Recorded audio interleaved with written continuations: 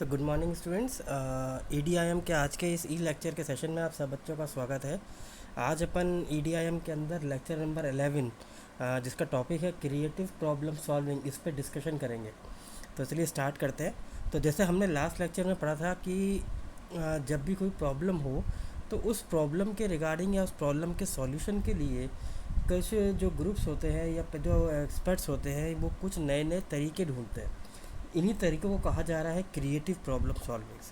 ये जो creative problem solving techniques हैं ये आपके में से आइडिया यानी एक न्यू सजेशन, एक न्यू आइडिया, इसको डेवलप करने के लिए यूज़ में की जाती है। तो इसमें हम कुछ मेथड्स के बारे में पढ़ेंगे। तो चलिए स्टार्ट करते हैं। सबसे पहला आता है आपका ब्रेन स्टॉर्मिंग। ये जो फर्स्ट टेक्निक है ब्रेन स्टॉर्मिंग, ये सबसे ज़्यादा वेल नोन और सबसे ज़्यादा यूज़ करने वाली टेक्निक है, क्योंकि इसके अंदर हम प्रॉब्लम का सॉल्यूशन भी देख सकते हैं, यहाँ तक कि हम आइडियाज़ को जनरेट भी कर सकते हैं। सेकंड, इसके अंदर हम जो देखते हैं वो क्या कि जो प्रोसेस किया जाता है ये एक अनस्ट्रक्चर्ड प्रोसेस है, क्योंकि इसके अंदर कोई स्ट्रक्चर नहीं है, कोई फॉर्मेट नहीं है। इस प्रोसेस को हम जब अनस्ट्रक्चरली डील करते हैं तो हम हर वो आइडिया को जनरेट करने की कोशिश करते हैं जो उस प्रॉब्लम के रिगार्डिंग हो सकता है, और वो भी एक लिमिटेड टाइम फ्रेम के अंदर। तो यहाँ पे जो आपके पार्टिसिपेंट्स होते हैं वो अपने एक लिमिटेड टाइम पीरियड में अपने माइंड से एक नए नए आइडियाज़ या फिर सॉल्यूशन को डेवलप करते हैं। तो ये जब आइडियाज़ डेवलप हो रहे होते हैं तो ये देखा नहीं जाता कि इसमें क्या लॉजिक है ना। इन आइडियाज़ को बस रिकॉर्ड किया जाता है ताकि जो आइडिया जिसके माइंड से निकल रहा है वो तुरंत उसको डिलीवर कर सके। दूसरा, इस सेशन के अंदर कोई क्रिटिसिज्म नहीं होगा। क्रिटिसिज्म इसलिए नहीं होगा क्योंकि यहाँ हम यहाँ चीज़ों को रिकॉर्ड कर रहे हैं और यहाँ हम लॉजिक्स को तो एनालाइज कर ही नहीं रहे। देन सेकंड आता है आपका रिवर्स ब्रेन स्टॉर्मिंग। जैसा हमने पहले वाला पढ़ा ब्रेन स्टॉर्मिंग, उसी की तरह आपका ये भी है रिवर्स ब्रेन स्टॉर्मिंग। इस सेशन में क्या हो रहा है कि क्रिटिसिज्म तो अलाउड है, यहाँ आप क्रिटिसाइज़ कर सकते हैं और बेस्ट सॉल्यूशन या फिर बेस्ट पॉसिबल सॉल्यूशन को आपको क्या करना है, आइडेंटिफाई करना है। तीसरा आता है आपका सिनेप्टिक। सिनेप्टिक क्या कहता है, ये एक यूँ कहे कि इट्स अ क्रिएटिव प्रोसेस। यहाँ पे हम क्या कर रहे हैं, यहाँ जो इंडिविजुअल्स हैं उनको एक चीज़ का फोर्स किया जा रहा है। फोर्स किस चीज़ का, कि हम आपके माइंड से जो आइडिया जनरेट करेंगे या जो उस प्रॉब्लम का सॉल्यूशन ढूंढेंगे ना, वो हम 4 एनालॉग्स को यूज़ करके करेंगे। इन 4 एनालॉग्स को हमने क्या कहा है, मैकेनिज़्म। वो मैकेनिज़्म क्या है, सबसे पहला personal parameter, direct parameter, symbolic parameter और फैंटेसी पैरामीटर। जैसे हम अपने आप को पर्सनली लेके कोई चीज़ समझा सकते हैं, उनको बता सकते हैं। डायरेक्ट किसी प्रॉब्लम के बारे में उनको समझाया जा सकता है। सिंबॉलिक या सिंबल्स के थ्रू लोगों को आइडिया दिया जा सकता है कि ऐसी ऐसी चीज़ें हो रही हैं, ये सिंबल्स इस चीज़ को शो कर रहा है, ये सिंबल्स इस चीज़ को शो कर रहा है।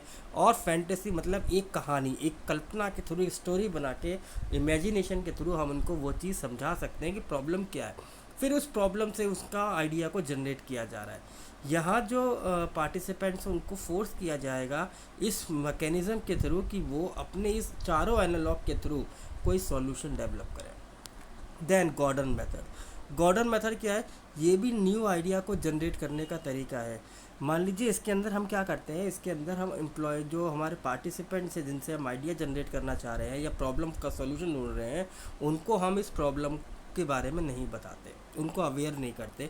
हम यहाँ पे क्या करते हैं, इस मेथड के अंदर उनको जनरल कंसेप्ट समझाते हैं, यानी कि ये प्रॉब्लम आ सकती है, ये प्रॉब्लम हो सकती है, अगर ऐसा होगा तो क्या करेंगे। तो हम डिफरेंट व्यूज़ के साथ उनके सामने प्रॉब्लम की को क्रिएट करेंगे ताकि उनको जनरल कंसेप्ट समझ में आए कि जनरल चीज़ें होती क्या है। और यहाँ पे फिर हम ग्रुप के रेस्पॉन्ड को नोट डाउन करेंगे कि यदि यहाँ ऐसी प्रॉब्लम होती तो क्या सॉल्यूशन हम उसमें डिज़ाइन कर सकते थे। फिर आता है आपका चेकलिस्ट मेथड। चेकलिस्ट मेथड क्या कहता है, यहाँ हम नया आइडिया डेवलप कर रहे हैं, कैसे हम उससे रिलेट करते हुए इश्यूज़ की एक लिस्ट बना लेंगे और हर एक लिस्ट पे को चेक कर देंगे कि हमने कौन से मेथड को यूज़ किया है और कौन सा मेथड हमसे अभी रह गया है।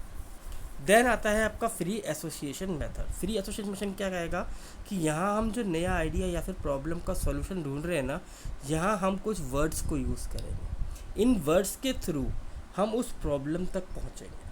तो यहाँ हम एक गेम खेल रहे हैं, इस गेम के थ्रू हम उनको कुछ वर्ड्स देते हैं और उस वर्ड्स के थ्रू उनको उस मेन प्रॉब्लम तक लेके जाते हैं ताकि उनको चीज़ें असेंबल करने में या समझने में आसानी हो जाए। फिर आता है आपका फोर्स रिलेशनशिप। फोर्स रिलेशनशिप क्या कहता है कि इसके अंदर हम जो हमारे पार्टिसिपेंट्स हैं उनको आपके प्रोडक्ट के साथ एक रिलेशनशिप के साथ को रिलेट करेंगे, कॉम्बिनेशन देंगे। इस टेक्निक के अंदर हम उनको प्रोडक्ट के बारे में, ऑब्जेक्ट के बारे में कुछ सवाल पूछेंगे और उनसे कुछ नए आइडियाज़ डेवलप करने की कोशिश करेंगे। तो ये तभी हो पाएगा जब हम उस पार्टिसिपेंट को उस प्रोडक्ट या उस ऑब्जेक्ट के साथ रिलेट कर पाएंगे, उसको समझा पाएंगे कि ये कितना आपसे रिलेट करता है। फिर आता है आपका collective notebook method. Collective notebook method क्या कहता है कि जो भी आइडिया आप जनरेट कर रहे हैं, जो किसी प्रॉब्लम का सॉल्यूशन आपके माइंड में आ रहा है ना, उसको आप रिकॉर्ड करिए, लिखिए। तो इसके लिए हमने एक उनको नोटबुक दे दी है पार्टिसिपेंट को और उनको प्रॉब्लम के बारे में बता दिया। अब जब भी उनको कोई आइडिया सूझेगा, चाहे लॉजिक हो या उसमें नहीं हो, वो उस आइडिया को क्या करेंगे, रिकॉर्ड कर लेंगे। इसलिए हम इस मेथड को क्या कर रहे हैं, कलेक्टिव नोटबुक मेथड। फिर आता है ह्यूरिस्टिक मेथड। इस मेथड के अंदर भी हम एक आइडिया या प्रॉब्लम का सॉल्यूशन डेवलप कर रहे हैं, बट हम एक प्रोसेस को फॉलो कर रहे हैं। एक प्रोसेस के थ्रू उनको थिंकिंग प्रोसेस दे रहे हैं कि आप सोचिए, जितना आप उस चीज़ के बारे में सोचेंगे आप उतना उस ज़्यादा में रिफाइन होते चले जाएंगे। इसलिए हम इसको ह्यूरिस्टिक मॉडल कहते हैं। देन आता है साइंटिफिक मेथड। ये सबसे ज़्यादा स्ट्रक्चर्ड मेथड है क्योंकि इस मेथड के अंदर हम रूल्स, रेगुलेशंस, फार्मूलाज, प्रिंसिपल्स, इन सब चीज़ों को यूज़ कर रहे हैं।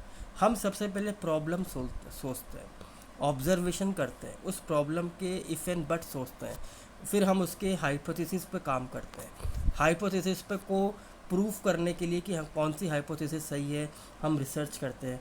रिसर्च करने के बाद हम उसके ऊपर एक टेस्ट करते हैं और उस टेस्ट के बेसिस पे हम समझ पाते हैं कि हमारी हाइपोथेसिस कितनी सही है, कितनी गलत है। इसलिए हमने इस पूरे फॉर्मेट को एक स्ट्रक्चर फॉर्मेट कहा है और इस स्ट्रक्चर फॉर्मेट के अंदर हम इसको साइंटिफिक मेथड के अंदर काउंट कर रहे हैं। देन आता है attribute listing method. Attribute listing क्या कहता है, इस टेक्निक के अंदर हमें क्या, जो एंटरप्रेन्योर है या तो बिजनेसमैन है, उसको क्या रिक्वायरमेंट है, उसको रिक्वायरमेंट है कि वो एक लिस्ट बनाए, एक एट्रीब्यूट्स की लिस्ट बनाए और उन आइटम को लेके, उन प्रॉब्लम्स को लेके वो डिफरेंट व्यू पॉइंट के थ्रू चीज़ों को एनालाइज करे। यानी जो भी उसने लिस्ट बनाई है ना, हर उस लिस्ट पे चीज़ों को सोचे, समझे और हर एक एंगल से उस पर पूरी तरह से उसको एनालाइज करें ताकि उसके पॉजिटिव और प्रॉस एंड कॉन्स को वो जज कर सके। इसलिए हम इसको कहते हैं एट्रीब्यूट लिस्टिंग मेथड। देन आता है हमारा कॉम्पिटिटर इंडस्ट्री एनालिसिस।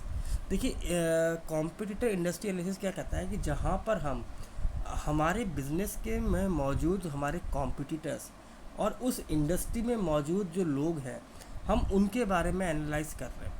इस एनालिसिस के लिए हम लोग पॉटर्स 5 मॉडल को कहते हैं। ये मॉडल क्या समझा रहा है कि हम कॉम्पिटिटर और हमारे बिजनेस की स्ट्रेंथ के बारे में पता कर रहे हैं। तो इस 5 फोर्सेस के अंदर हमें 5 चीज़ें नज़र आती हैं। सबसे पहला आता है threat of new entry, then competitive rivalry, buyer powers, threat of substitution, supplier power. ये पांचों जो पावर है, ये जो पांचों मॉडल्स हैं, ये रिलेट करते हैं हमारे कॉम्पिटिटर और इंडस्ट्री से। तो इन पांचों को एनालाइज करके हम ये समझ सकते हैं कि हमारे इंडस्ट्री में, हमारे ऑर्गेनाइजेशन के साथ साथ हमें और कितने कंपटीशन को फेस करना पड़ रहा है और हमारे बिजनेस की स्ट्रेंथ क्या है। तो यही था बच्चों आज का टॉपिक। आई होप कि आपको समझ में आया होगा। Thank you very much.